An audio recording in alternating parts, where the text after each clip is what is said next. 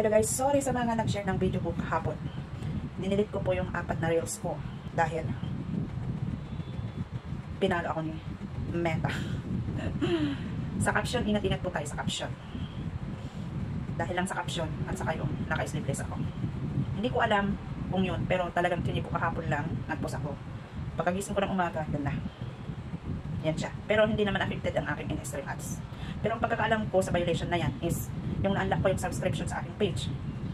At nagkamali lang ako ng fill up na nakaon ang aking main profile. Doon ko na fill upan. Kaya, yan ang nakalagay.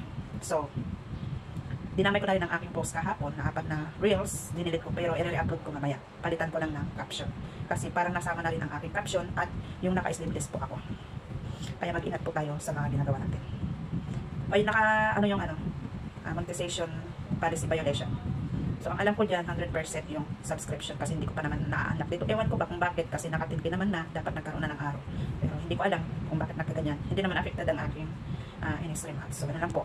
Sorry sa lahat ng nag-share doon sa 4 na video. Kahapon may nakita akong nag-share at nawala yun kasi dinilit ko nga. Kasi inalis ko rin sa caption. Baka yun din ang isang dahilan kung bakit na violation. So, thank you sa pangunawa. Follow for more tips.